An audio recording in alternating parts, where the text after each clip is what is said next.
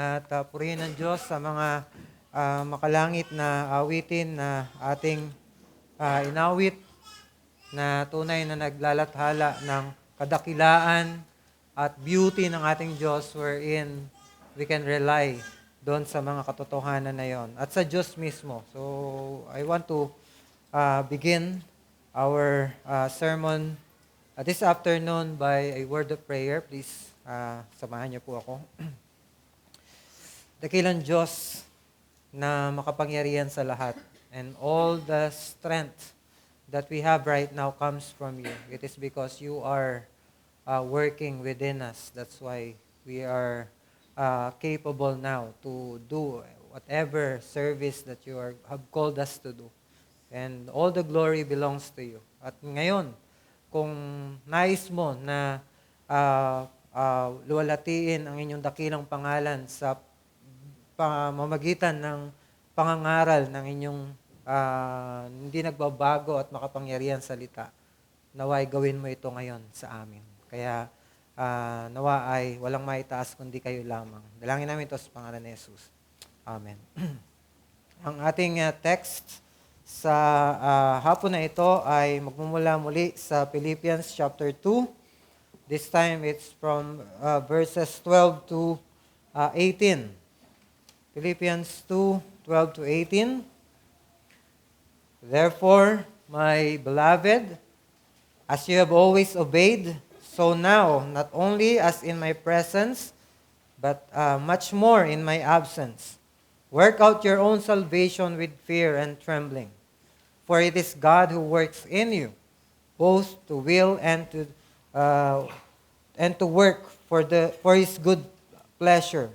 Do all things without grumbling or disputing, that you may be blameless and innocent children of God, without blemish in the midst of a crooked and twisted generation, among whom you shine as lights in the world, holding fast to the word of life, so that in the day of Christ I may be proud that I did not run in vain or labor in vain. For if I am to be poured out as a drink offering upon the sacrificial offering of your faith, I am glad and rejoice with you all. Likewise, you also should be glad and rejoice with me. So itong binasa po natin, ito yung last section ng instruction ni Pablo sa mga taga-Philippians regarding doon sa pinaka-overarching theme na gusto niyang itawid sa kanila, which is the life worthy of the gospel, beginning from chapter 1 verses 27 hanggang dito sa ating binasa. And after this, ay babalik na siya or babalikan niya yung kanyang missionary report. So parang naantala yung kanyang missionary report do sa chapter 1 at isiningit niya itong application na ito at itutuloy niya after this section na ating binasa, our text. At nakita natin yung life worthy of the gospel, inumpisahan niya from chapter 1, verse 27 to 30, ay nakita natin yung united tenacity. Ibig sabihin, united and then matapang. Matapang at hindi nagba-back down. At nakita natin na sinasabi ni Pablo doon, the church's duty to be unitedly firm in standing for their faith in the face of great opposition. This is the duty of the church, to be unitedly firm sa ating pagtayo sa pananampalataya kahit na merong opposition from outside the church. At this has been the experience of many churches, even us. Silently maybe, there are persecutors outside this church. So our aim is to be firm and united. And then doon sa pangalawa, doon sa chapter 2, 1 to 4, ay pinakita yung joy in spiritual unity. At pinakita niya ni Pablo yung basis bakit may spiritual unity at inisa-isa niya doon yung mga realities of the Christian life. If there is any comfort in Christ, any consolation sa mga ganitong bagay, yung mga realities ng Christian life na yon. And then, ano yung key? Ano yung key element for the building of this unity? Ito yung selfless humility. Count others more important than yourself. And then we skipped, kung mapapansin po ninyo, we skipped yung verses 5 to 11. I thought that Pastor Ramen have preached already on that occasion and nakapag-preach na siya dito on one Easter Sunday some years ago. At makita natin doon yung humility ni Christ. This is the ultimate illustration ng humility na binanggit ni Pablo doon sa chapter 2. Na kung tayo ay inaasahang maging humble, binigay ni Pablo dito yung the ultimate example paano maging humble. And the Lord Jesus, though He is God, He did not use His divine prerogatives or rights, kundi siya ay nagpakababa in humiliation and humility sa Panginoon. And part of that humiliation ay, kung mababasa natin, yung kanyang obedience.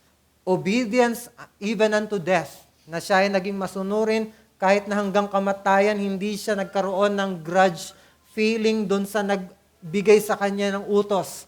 Na ang Diyos Ama, hindi siya naghinanakit. Bakit ako pa ang mamamatay? Hindi naman ako ang nagkasala. All throughout, the Lord Jesus Christ has been obedient. And in connection with that, as Christ have exemplified obedience to God, Paul wanted to end yung kanyang instructions by encouraging them to a life of obedience. If the Lord Jesus Christ, our supreme example, have lived in a life of obedience unto death, ano yung naghihintay sa ating application? And this is the application na binigay ni Pablo.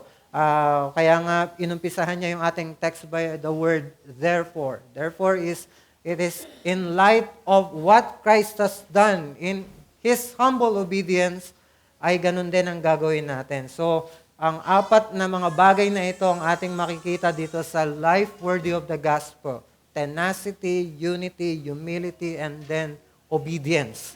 Yung life, this is the life worthy of the gospel. So, gusto kong pansinin natin dito sa ating text.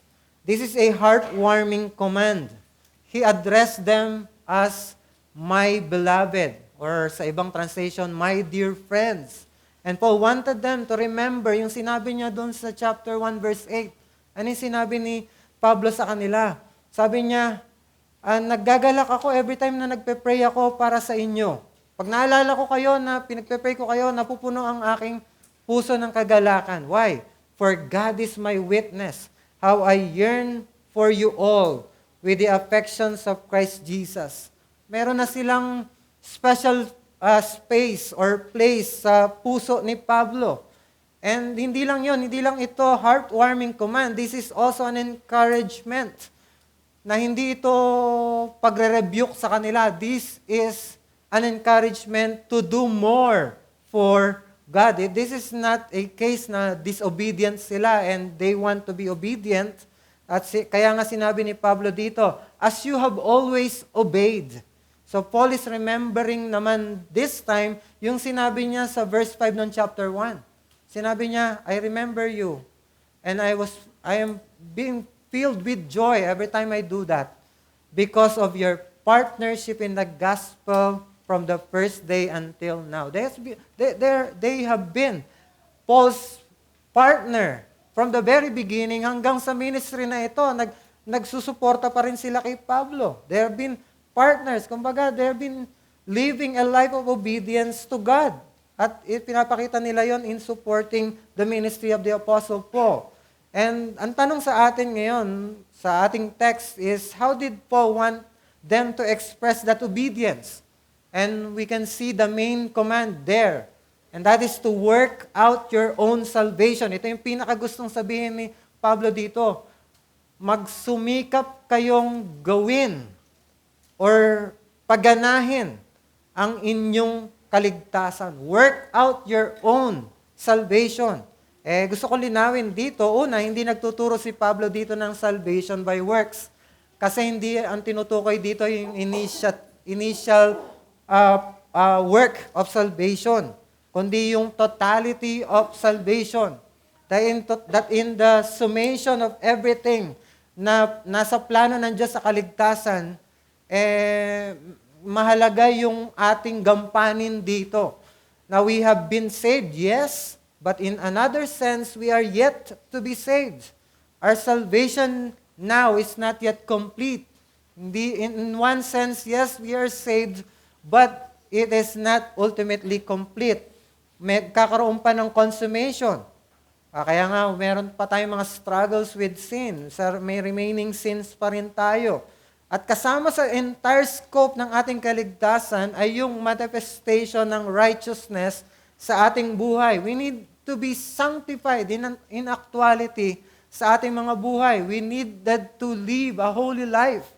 Kasama yon sa grand design ng ating kaligtasan, yung ating sanctification, ang ating life of holiness, without which no one will see the Lord. Kaya nga, ang activity natin ay mahalagang sangkap ng process ng salvation. Our work in this sanctification are a necessary, integral part ng process ng salvation. Kasi lahat ng ligtas ay magpapasakop sa pagkapanginoon ni Jesus. Hindi tayo naniniwala na isang tao maniniwala kay Kristo without saluting or being under that lordship ni Kristo. This is not gusto ko rin pansinin dito na hindi ito superficial kind of obedience. So I have established here na mahalaga ang work natin sa final salvation, sa totality ng salvation. Hindi ito baliwala lamang. Mahalaga ito, may part na mahalagang gampanin ang bawat isa sa atin sa final salvation. Pero I want to establish then yung katotohanan na hindi ito superficial kind of obedience. Na parang okay na kahit ano lang gawin ko, na half-hearted yung aking mga paglilingkod, okay na yun. Natanggap na ng Panginoon yun. Alam niyo yung workout dito is from the Greek word katergazomai or katergazomai. This is to bring about, o kaya produce. This is to create. Alam niyo si Chrysostom, an ancient Greek speaker, bihasa siya sa paggamit ng Greek language. He explained it na itong katergazomai, this is an exertion of a great effort with great care. Hindi ito yung simple lamang. Kinakailangan buong ingat at buong pagpapagal na pagkilos. So Paul is calling them to be active. Aktibo. Hindi ito passive. Kundi gagawin mo yung makakaya mo. Lahat ng best mo gagawin mo. This is how to work out our own salvation.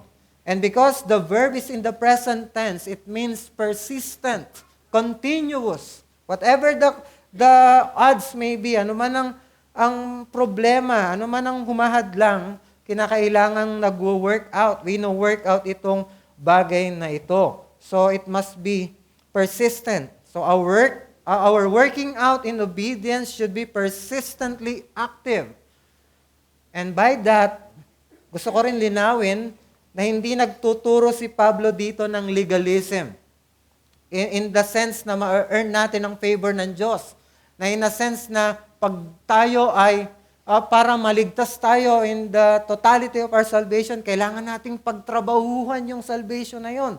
Hindi po legalism ang sinasabi ni Pablo dito in that sense. In fact, idinuktong kaagad ni Pablo yung role ng Diyos sa process na ito. Sinabi niya, for it is God who works in you. At alam niyo sa grammar ito, yung for na ito or preposition or conjunction, yung for dito ay nagpapahiwatig ng causal relationship.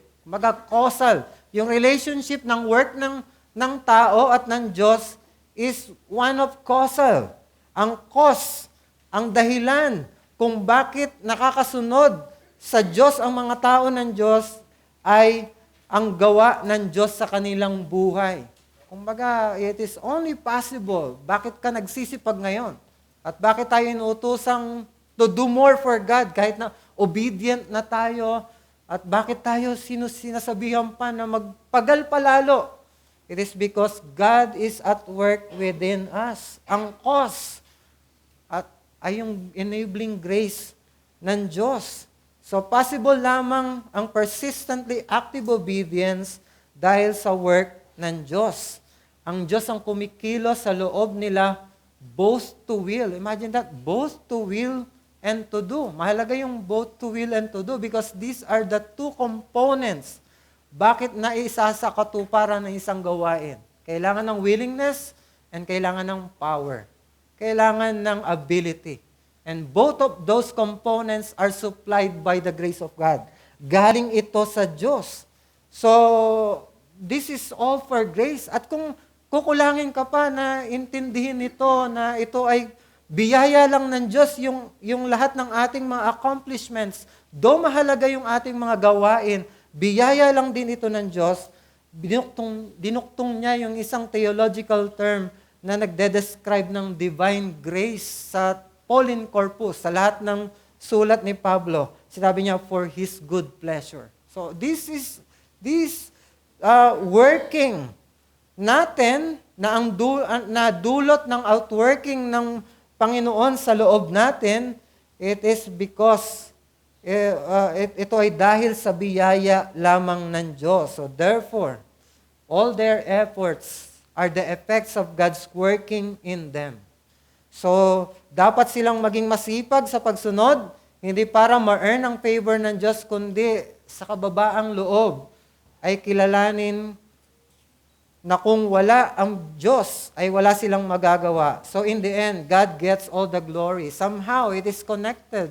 And doon sa Sunday school kanina, that kaya lang tayo nagiging malakas. It is not because we are strong in ourselves. Wala tayong lakas. We are weak, actually. Kinreate tayo with limitations. At yung mga disabilities natin, we are not like God. We're not gods in ourselves. Tayo ay mga limited being. And that is a great comfort at blessing sa atin because ang Diyos natin, hindi katulad ng ibang mga deities na nagpe-play lamang doon sa pleasure na mababa itong tao na ito, he has no ability like me, at natutuwa siya. Hindi, ganun ang Diyos. Kaya tayo binigyan ng ability is for us to tap on the unlimited resources and power that comes from the Holy Spirit, from God Himself. Kaya nga, hindi yun para deprive tayo sa maraming bagay, kundi magtiwala tayo sa magagawa ng Diyos. And God can supply whatever it is na kailangan natin para ma-accomplish ang isang bagay. So, the message that we can have here is obedience to God should be persistently active while recognizing that all the energizing grace comes from God. So you do more sa Diyos. Gawin mo lahat para sa Diyos. Magpakasipag ka, pero at the end of the day, habang may na-accomplish ka, this is a call para tayo ay i-recognize who is the one who really worked. Because from the beginning unto end, ang Diyos ang kumikilos. Pero we should pause and reflect on that. The sanctification and the totality of salvation na alam natin from beginning to end ay sa Diyos lamang, kinukol ngayon tayo na kumilos para dito. Parang it is monergistic, isa lamang ang kumikilos talaga, ang Diyos lamang, pero we are being called here na kumilos din tayo according to that outworking or because of that.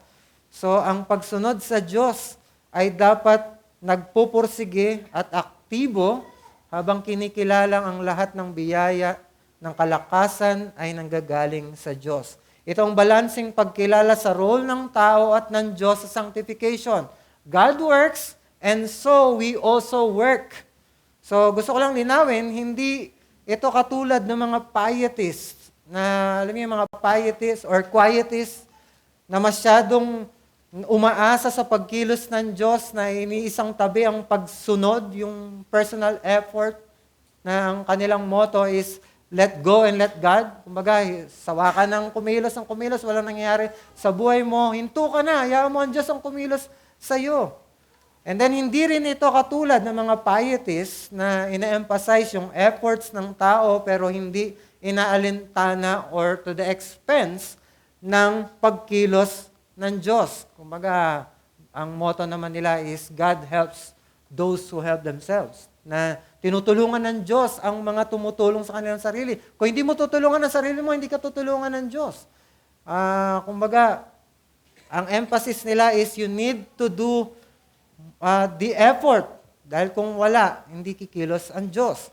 Hindi rin ito parang collab ng Diyos at ng tao para ma-accomplish ang isang bagay.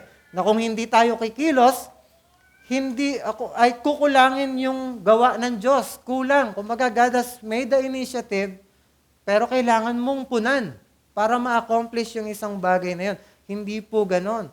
Ang relationship ay dahil kumikilos ang Diyos sa atin, tayo rin ay kumikilos. So, maging masipag tayo sa pagsunod sa Diyos, pero at the end of the day, any job well done for God is a call to recognize that we just did it all because of the enabling grace of God. This is a suited reminder after a successful conference. Diba? Truly, hindi magiging successful ang event na ito kung hindi natin ibinigay yung best natin in preparation and execution.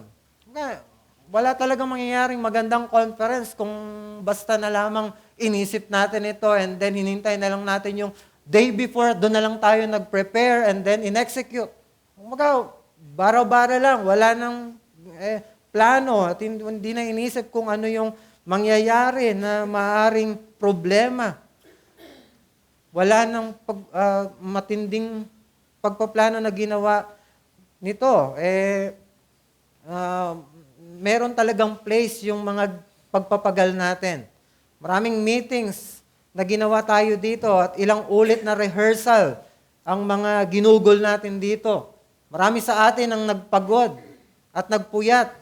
Ang daming sumakit ang mga binti at paa dahil sa katatayo. At maraming on the spot ay nangangailangan ng pagpaplano, changes dun sa mga pagpaplano which are very beneficial and effective dun sa pangyayari doon. Ang ilan pa sa atin, ginamit pa ang sariling resources para maging maganda ang conference na ito. So almost all of us, kung hindi man lahat tayo, we have given our best for this conference. And it paid off. Ang ganda ng kinalabasan. Pero all of these accomplishments should all the more give us the humble recognition that we only did this because of the enabling power of God. We now have this boasting, hindi sa ating mga sarili, kundi sa power ng Diyos. Na dahil ginawa natin yung ating magagawa, ang ganda ng kinalabasan, but this is not because of our efforts only. This is because of the enabling power of God. So we are encouraged here to do our best.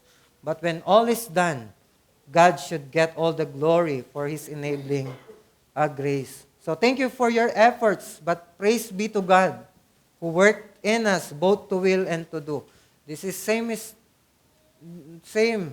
and true in all who do in all that we do in our daily life. We should be energetic in doing our God-given responsibilities. We should excel in our fields, not to get the glory for ourselves, but to praise God in our accomplishments. So, maaga na mahabang challenge na sa atin. And itong verses na ito, it should really have that challenge. Hindi natin pwedeng lagpasan itong 2 verses na ito nang hindi agad binibigay yung challenge na yun kasi very rich and pregnant itong mga verses na ito. At hindi ko alam kung ilang beses pa lang kayo nakarinig ng message dito kasi ngayon pa lang actually ako nakarinig ng message mula dito katulad ng isa sa kausap ko na kapatid kanina. So the question for us now is how to be persistently active in obeying God. Dalawang bagay makita natin dito.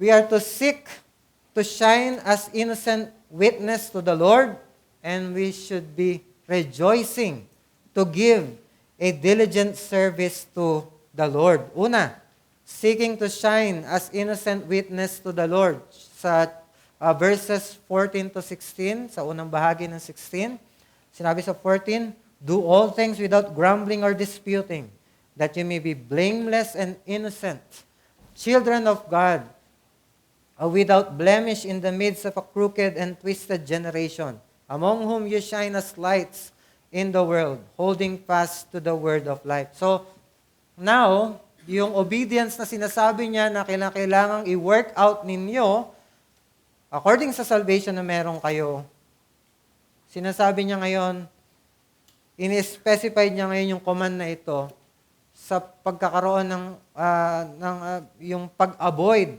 ng grumbling or disputing. Meron kayong kailangang iwasan.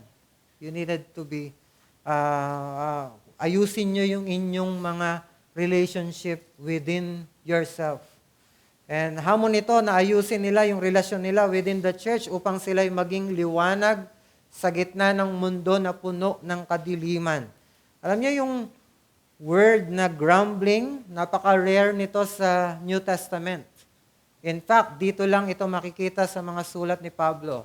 Pero dun sa Greek translation ng Old Testament, sa Septuagint, ay palasak, o kaya, may palasak? Prevalent. Palaging nakikita ito sa Greek translation, particular doon sa paglalakbay ng Israel sa wilderness, sa Greek translation ng Old Testament. Kapag sinasabi yung paglalakbay ng Israel sa wilderness, palagi makikita yung grumbling. Na sila'y nagreklamo kay Moises. Mga tao ng Diyos ito. Nagreklamo kay Moises. At laging paulit-ulit sinasabi doon ni Moises, hindi sa akin kayo nagreklamo, kundi sa Diyos. Listen sa Exodus 16 verse 2. Doon sa issue na wala silang makakain, sabi ng mga tao ng Diyos, sabi ni Moses, and the whole congregation of the people of Israel grumbled against Moses and Aaron in the wilderness. They grumbled, nagmaktol, nagmurmur, sila. Nagreklamo sila against Moses and Aaron sa mga leaders ng Israel. And then sa Exodus 17:3, sa issue naman ng nauuhaw sila, wala ng tubig. Sinabi niya, but the people thirst therefore water. And the people grumbled against Moses and said, why did you bring us up out of Egypt to kill us and our children and our livestock with thirst? So, dito sa mga verses na ito, because of that exact na mga words na yon, mukhang ine-echo nito yung kwento ng wandering ng Israel na nais ipahiwatig na, yes, itong Philippian church na ito, they are Gentiles, but sila'y continuation ng Israel bilang tao ng Diyos ngayon sa New Covenant. Kaya, ngunit, dapat silang matuto sa pagkakamali ng Israel. Kung sila nag-grumble, nag-murmur, nagkaroon ng dispute sa kanilang mga sari-sarili, hindi dapat kayo. Huwag niyong gawin. Huwag niyong gayahin yon. In fact, alam niyo yung word na yung binigay ni Pablo na rason kung bakit wag nilang gawin ito. Sinabi niya, para sila'y maging blameless and innocent, children of God without blemish in the midst of a crooked and twisted generation. Yung words na yon, exact na words na description ng Old Testament people of God. Kumbaga, ang description ni Pablo is pertaining doon sa mga Philippian na nakapaligid sa kanila, mga unbelieving Philippians. Pero yung pinagkuhanan nito, ang inaalud, ang sinasabing mga crooked, mga blemish at twisted na generation, yung mismong tao ng Diyos. Yung crooked and twisted generation, hangot ito sa Old Testament. At ang dinedescribe dito ay yung mga tao ng Diyos. Listen sa Song of Moses doon sa Deuteronomy 32 verse 5. Sa verse 5, sinabi niya, they have dealt corruptly with Him. Mga Israel ito. Tao ng Diyos. They have dealt corruptly with Him. They are no longer His children because they are blemished. They are a crooked and twisted generation. An exact na translation na parang inaalud talaga dito yung nangyari sa Old Testament. So, gustong ipakita ni Pablo dito na ang Philippian believers ay, yes, continuation ng people of God sa Old Testament. Ngunit umaasa siyang taliwas sa nangyari sa Israel ay hindi sila magiging blemished, hindi sila magiging crooked at twisted na tao, kundi pawang ilaw sa liko at baluktot na mundong ito. Now, you're the people of God, pero the twisted and crooked generation, it should not be you, but the world around you. Imbes na maging crooked at twisted, kayo dapat ang maging liwanag sa kanila. Sila yung witnessing community sa harap ng mundo na puno ng kalikuan. You see, yan ang purpose ng Old Testament people of God, di ba? Kaya nga binigay sa kanila ang Torah, ang covenant. Binigay sa kanila yung sila lang ang may theocracy. Sila lang ang form of government, ang Diyos talaga ang kanilang hari. Ang namumuno sa kanila, ang Diyos talaga. It is because sila ay dapat maging ilaw sa nakapaligid sa kanila, and sadly, they failed to do that. Ngunit si Pablo ay hopeful na dahil sa pagkilos ng Diyos sa Philippian believers, ay magagawa nilang maging ilaw na pinangahawakan ang word of life, and that is the gospel. At magagawa lamang nila itong pagiging ilaw na ito kung aayusin nila ang kanilang relasyon sa isa't isa. Kung aarestuhin nila kaagad ang anumang spirito ng pagmamaktol at pag-aawayan sa kanila. So, the point is this, quelling conflicts within the church can make her a beacon of light in this dark and evil world. Quelling is yung arrest, ayusin agad, pigilan. Kung i-check natin agad, if we make it a habit check na yung conflicts within the church ay aayos natin agad, tayo ay magiging liwanag dito sa mundong ito na puno ng kadiliman. Ang pag-aresto sa hidwaan sa loob ng iglesia ay maaring paraan upang siya'y maging liwanag sa gitna ng madilim at masamang mundo. Ibig sabihin, ay yung pag-promote natin ng unity dito sa iglesia ay may mahalagang papel sa ating komunidad. May mahalagang papel. Hindi lang ito para magkaroon ng smooth na relationship sa bawat isa sa atin. Hindi lang ito para maging hassle-free or kumbaga stress-free ang ating pagmi-ministry. Mahirap naman talaga kung meron tayong samaan ng loob tapos magkakasama tayo dito. Dapat talaga magkaroon tayo ng unity, ng harmony within us. Pero hindi lang pala yun. Bakit kailangan mag-unite ang SABC? It is because ito yung dahilan para wala silang maibigay na anumang sisi sa atin. Para hindi sabihin nilang pare-parehas lang naman pala, wala naman palang pagkakaiba. We should be different. Ito pala ay paraan din para magpatotoo sa mundo. Para ang gospel ay magkaroon ng impact sa mga unbelieving people that surrounds itong ating vicinity. Kasi it would make the church blameless and innocent. Wala silang finger na maituturo. Wala silang butas na pwedeng maituro sa atin. Our harmony will contrast the discord and conflicts that are in the world. Kung ang mundo ay puno ng awayan at pakikipagtalo dahil sa panluloko, selfish motives, walang pakialaman, puno ng inggitan at pataasan, ang iglesia ay kontra dapat sa mga ganito. upang walang maipupuntos ang mundo sa kanya.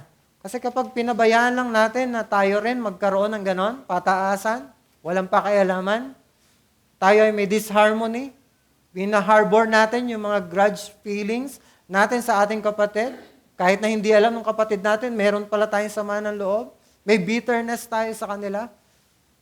Kung mangyayari yun, it's either pagtawanan nila tayo o kaya baliwalain. I-mock nila tayo. Wala rin pala yan eh. Tama ako, pera-pera lang yan. Pero walang pinagkaiba. Tao lang din yan na katulad natin na may mga inggitan, walang pakialam. Mga mapapride na tao na walang pakialam sa isa't isa. But when they see us in harmony with one another, na pag may naamoy tayong hindi pagkakaintindihan ay agad natin itong inaayos sa pamamagitan ng pag-uusap o kaya pagre-rebuke and then pagpapatawaran, wala silang maibabato sa atin na sisi on that matter. May dating at lakas. Kung ganon, may dating at lakas yung ating mensahe sa kanila. Kaya nga, challenge sa atin, make sure to fix any hint of disharmony in our relationships within the church. Kumbaga, make sure to fix any hint, anumang hint. Whether it is yung personal mong tampo or inis sa isa sa mga kapatid natin dito. Maaaring ang dahilan nito ay may nasabi siyang salita na hindi mo nagustuhan. Maaaring pakiramdam mo dun sa sinabi niya ay parang pinatatamaan ka o kaya parang napipinpoint yung mga lapses mo na alam mo, hindi mo nagagawa pero nasabi niya ito, ay kulang pa nga ng ganito eh. Parang inano mo na agad sa sarili mong, teka, parang pinatatamaan ako nito, lapses ko yun eh. Dahil doon, nagkaroon ka na ng tanim ng sama ng loob sa taong yon, yan ay hint ng disharmony kasi dahil doon, magiging cold ka na sa taong yon. You would never pray para sa kanya. At dahil sa pagiging cold dun sa tao na yon, may galit ka na isasantabi mo na yung possibility na baka di lang niya sinasadya. Kasi very complex ang pag-maintain ng magandang relationship sa iglesia kasi iba-iba ang saloobin natin sa isang bagay. Kahit yung simpleng pangangumusta, madalas magandang bagay yung pangangumusta. Pero sa iba, yung pangangumusta on the given situation na meron sila, pwedeng ito ay pamumulis ang tingin nila. O kaya, ang tingin nila sa pangangumusta mo is you're pressuring them. Kamusta na yung application? Kamusta na yung ganon? Lalo na yung mga ganong mga situation. By the way, I'm that person na nando sa situation na yan, but I don't have any ill feeling sa mga pangangumusta. I want those na mga pangangumusta. But there are people, maybe sa ating kalagitnaan, na pag kinamusta man sila, they are being pressured. Na parang rebuke sa kanila yung pangangumusta mo. Wala ka namang ganong intensyon. Pero hindi dapat ganon. Kasi hindi dapat talaga mangpupulis ang sino man sa ating dito at hindi tayo dapat magbigay ng unnecessary pressure sa ating kapatid. Pero hindi dapat maging problema ang pangangumusta sa ating kapatid. Kaya kung anumang hindi pagkakaintindihan, ay tanggalin natin ito. Lalo na kung ang cause nito ay yung katulad ng sinasabi ko na pakiramdam mo lang. Pakiramdam mo lang, feeling mo left out ka. Feeling mo hindi ka pinansin. Feeling mo galit siya sa'yo dahil sa kilos na nagawa niya. Hindi natin alam, baka busy lang talaga siya or may iniisip din siya na burden na pang sarili niya. Baka on that matter, mas matindi yung problema niya kaysa sa feeling mo. Kaya hindi ka napansin na left out ka marahil pero di niya sinasadya pero feeling mo na-touch yung ego mo na nasaktan ka. Minsan, dapat mong i-check yung puso mo. Baka ikaw yung may malis ang isipan laban sa kapatid mo.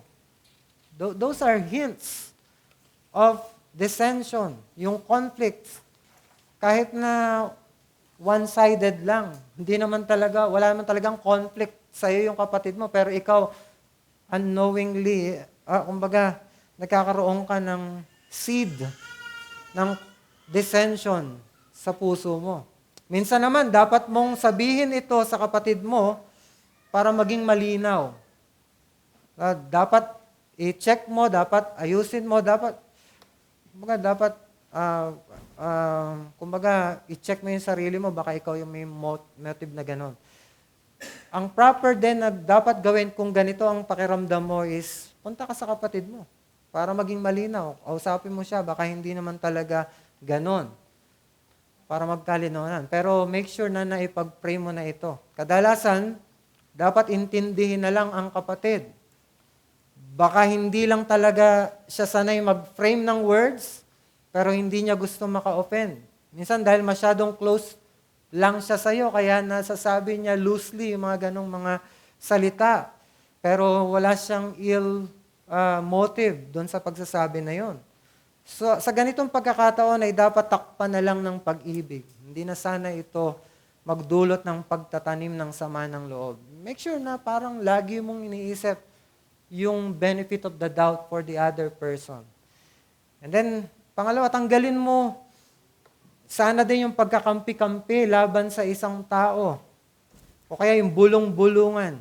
Yun bang may hinanakit ka sa isang tao, pero imbes na pumunta sa kanya is pupunta ka sa ibang tao to get sympathy. Dapat tanggalin natin yun. Sana yung disposisyon ng ating mga puso ay towards harmony. And that behavior, yung pagpunta sa ibang tao, imbes dun sa taong kinainisan mo para magkaayos kayo, hindi yun disposition para sa harmony. Palaging ang nais sana ng ating puso ay magkasundo tayo, hindi magkapahiyaan. Parang patunayan, it is not me who is the problem. It's you. So, itong mga situations na ito, I don't know kung anong tingin nyo dito na parang lame, parang unrealistic, na parang hindi ako makarelate. Pero I don't think it is unrealistic. Nangyayari yung mga bagay na ito. Pero kung hindi ka nakaka-relate, praise God. Kasi hindi mo, kumbaga, it may be na to prove ito na hindi mo struggle itong mga ganito, hindi ka nagtatanim ng sama ng loob. So, purihin ang Panginoon. At wala po akong, para lang po ma-clarify, wala po akong alam na specific individual na mayroong ganitong problema as of the moment. Wala. I'm clear sa mga ganitong bagay. So, I am not that burdened sa pag-a-address ng mga ito. Kumbaga, clear ang conscience ko na sabihin ito sa atin as a warning kung magkakaroon man in the future. Pero kung meron man na nag-i-struggle sa ganito, kung may hint ng disharmony sa puso mo, an ill feeling towards one of our brethren, please know na kung hindi mo yan tatanggalin or aayusin yan, that is disobedience sa Diyos. And because that is disobedience, that is a sin. Kapag tayo ay hindi nag-repent at tinanggal yung ganyang puso natin at hindi inayos yan. Pero that sin is forgivable by the grace of God. You can ask forgiveness and God will forgive you. And that sin also is manageable, arrangeable. Kung pwedeng sabihin, if you can use that word. Pwedeng ayusin. You can settle that by praying and talking to that person with the intent of reconciliation. It may be na pinararanas talaga ng Panginoon sa iyo yung feeling na yan at magkaroon talaga kayo ng real conflict between one of our brethren kasi nais niyang maranasan mo yung tamis ng gospel reconciliation. Matamis ang reconciliation dahil dito natin nararamdaman relationally, experientially sa between yung mukhaan natin nakikitang kapatid, yung feeling na na-reconcile tayo sa Diyos. Paano ba yung reconciliation? Nagkaroon tayo ng hidwaan sa isa't isa, pero nagkapatawaran tayo because of the gospel. Yes, nagkaroon ng offense na ginawa, meron talagang offense, yet we confessed it to one another, and then nagkaroon ng forgiveness. Ano yung susunod? yung ano na yon, yung sala na yon, it has been canceled. That is the gospel reconciliation. Wala na. Burado na yung nagawang kasalanan na yon dahil sa inamin na may nagawa, and then himingi ng tawad at binigay yung forgiveness na cancel. That is the gospel reconciliation. Kaya hindi totoo at hindi dapat lumabas sa ating mga bibig yung salitang may lamat na yung ating relationship. Yung relationship may lamat na. Kumbaga, naiduktong, praise God, pero may lamat, may breaking point na wag mong makakanti ulit dahil mas mabilis mabibiyak ulit. Hindi ganon ang gospel reconciliation. Pag gospel reconciliation, mas umiigting ang relasyon after that. Mas umiigting, may mas deeper at may mas mataas na uri ng relasyon. Mas magiging close ang magkapatid after that reconciliation. Minsan nga tatawanan na nila yung pakiramdam na, eto na naman ako, nagtatampo na naman ako sa tao na ito. Kumbaga, ikaw kasi ginawa mo na naman eh. Kumbaga, nagiging magaan na lang yung mga ganong bagay. At tinatawanan na lang natin yung ganon. Of course, mag-iingat na tayo kasi hindi na natin gusto magka-problema pa ulit. May pag-iingat. Pero may ibang level na ngayon ng relasyon. Hindi yung nag-iingat na umiiwas ng makihalubilo. That is not the gospel reconciliation. May nag-iingat ka, at the same time you want to get closer with each other. I have a classmate. I had a classmate in elementary that I tried to bully. Baga, gusto kong try na maging bully. At nakita ko itong tao na ito. And we had a couple of fist fights. At napatunayan ko, this person doesn't back down. He will never back down. Lalaban at lalaban ito. And then I got tired at sinabi ko, tama na yan. Ano na lang tayo? Maging magkaibigan na lang tayo. Tama na yan. Ano yan, naging matalik ko siyang kaibigan during elementary at kahit na lumipat sa high school, kahit hindi na kami magka-section, magkasanggang dikit kami. And even after graduation ng high school, magkaibigan pa rin kami, same na barangay or same town kami. Kinuha niya rin ako na maging ninong ng kanyang anak. Kumbaga, kung ang mga unbelievers pwedeng mangyari ang ganong ibang klaseng reconciled relationship na mas matindi pa kaysa sa dati, mas lalong di hamak na mas masarap yung gospel reconciliation para sa atin. 'Di ba? Para sa ating mga mananampalataya. So, iayos natin kaagad ang anumang senyales ng di pagkakaunawaan sa ating kalagitnaan. If you want the gospel to have a sting and power, at saka yung may bango. Powerful ang ebanghelyo, pero yung appeal ng ebanghelyo na ito sa mga unbelievers, you want to have that, try to be united and to have a harmonious relationship with one another. It would help our evangelizing, yung ating witness. So, pangalawa, rejoicing to give a diligent service to the Lord. Sa 16 to 18, so that in the day of Christ I may be proud that I did not run in vain or labor in vain. But if I am to be poured out as a drink offering upon the sacrificial offering of your faith, I am glad and rejoice with you all. Likewise, you also should be glad and rejoice with me. So Paul appeals personally to them, implying that their obedience has a connection to his apostolic ministry. It would be in vain yung kanyang ministry kung hindi sila susunod. And for that, mawawala yung joy ni Pablo. Kung magpapatuloy daw silang susunod sa Diyos, nangangahulugan ito na successful ang kanyang ministry. Sa pagbabalik daw ni Kristo, magiging proud siya, taas noo. Siyang haharap sa Panginoon dahil hindi napunta sa wala ang kanyang pinagpaguran. And hindi po ito pagmamayabang on the part of the Apostle Paul. Dahil You need to understand that. Ang buhay niya is to live is Christ and to die is gain. Lahat ay bubuhos niya para kay Kristo. At ang fear niya lang sa kanyang ministry is mapunta sa wala.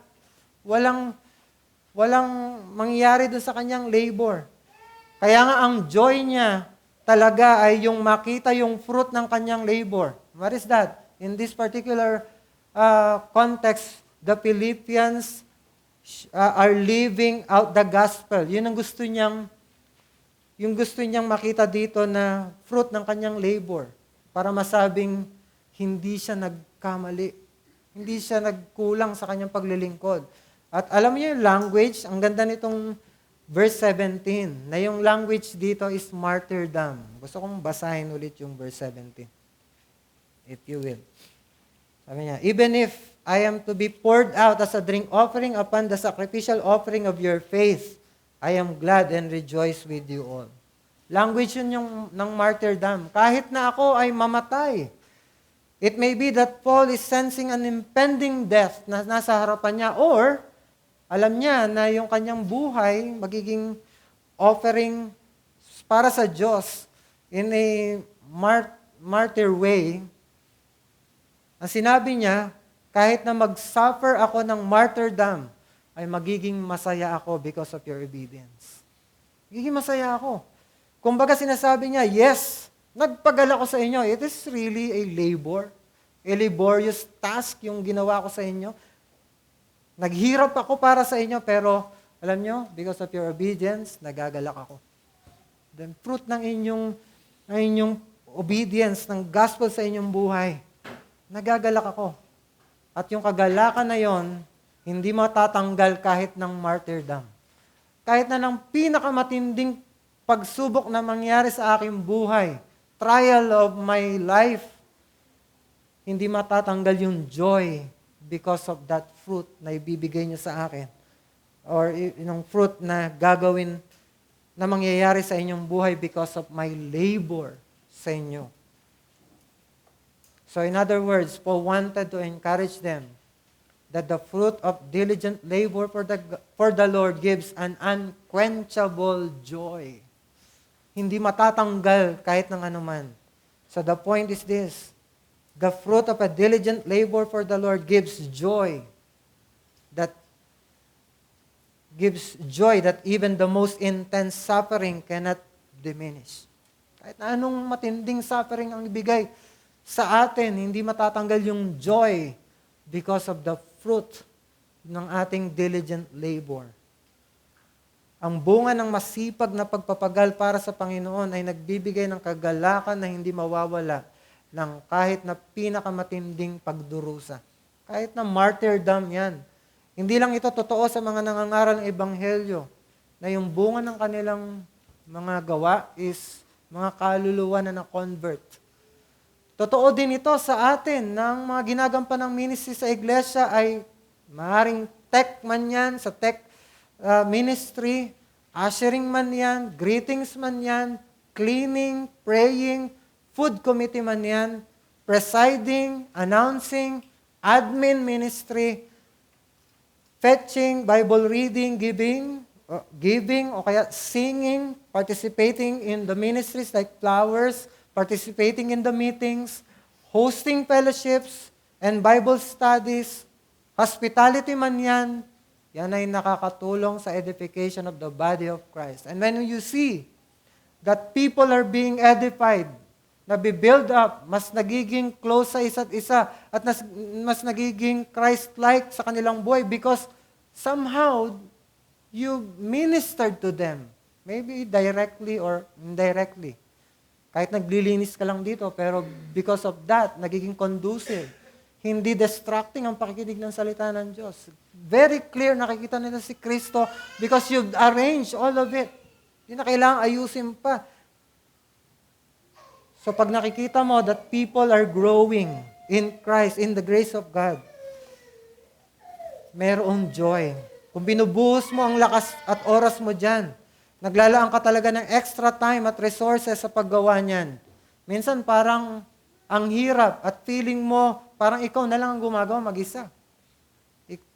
Ikaw na lang nagbo-volunteer on particular ministry. May joy dyan. Kapag nakikita mo na ang mga tao ng Diyos ay nagbe-benefit. They were able to worship God and listen to the Word of God comfortably, and their lives are being changed. And people are being conformed into the image of Christ. Yan ang kagalakan ng tunay na alagad ni Kristo. Kahit na mag-suffer ng mga pagsubok sa buhay, ay masaya ka dahil may mga tao kang natatouched by your ministry. Not because mahalaga ka, ikaw ang bago, kundi may role ka. May ginagawa ka at effective yung iyong ministry. At lahat yon tumutulong lahat doon sa pangangaral ng salita ng Diyos. And everyone clearly naririnig ang salita ng Diyos because meron kang ginawang maliit. Ginagamit ka ng Diyos para doon. So, make others grow in grace the goal of your laboring for the ministry. Ang goal sana ng ating pagmi-ministry is yung growth ng bawat isa sa atin.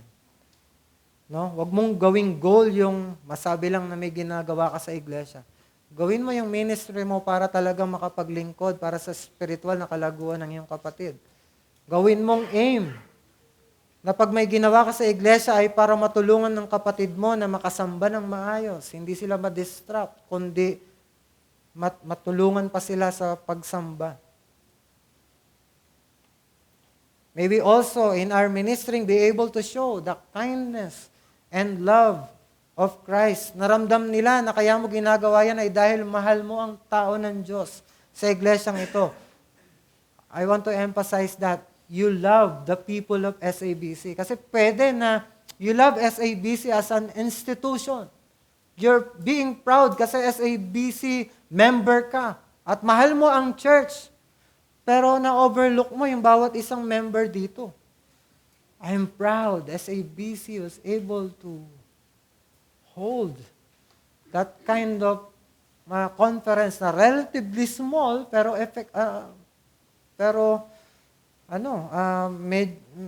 successful na conference. Kumbaga, proud ka lang because you are an SABC member.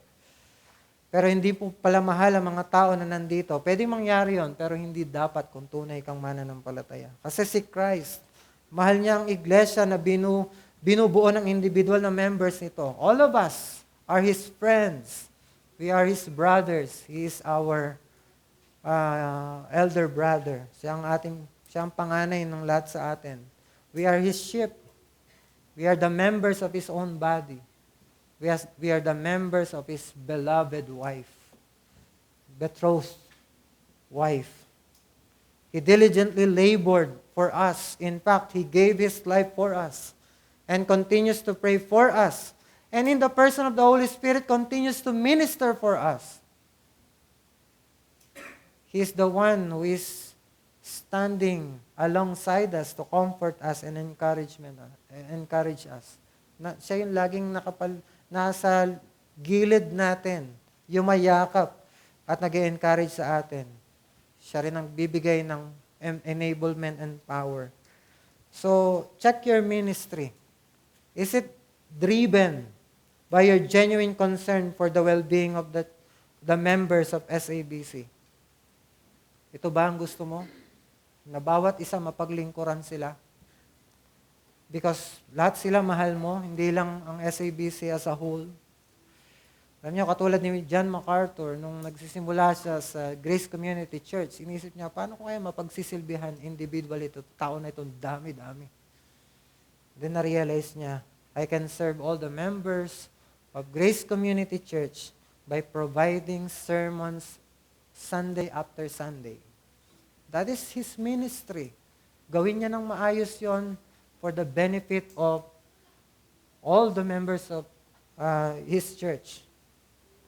Ganon din sana tayo. Aim to serve all the members of SABC by providing a diligent performance of whatever ministry you have. So, tingin mo, insignificant yan. Ano ngayon? You do that diligently and somehow makaka-contribute yan sa edification ng bawat isa sa atin. Walang ministry dito na unnecessary.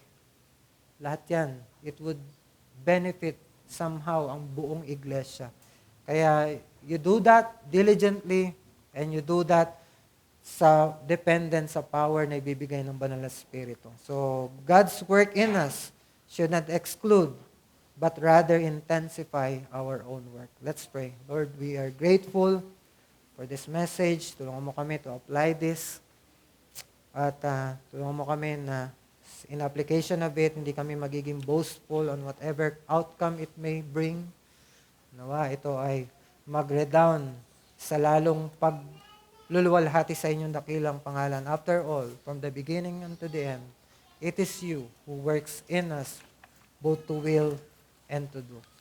Salamat po, dalangin namin ito sa pangalan ni Jesus. Amen.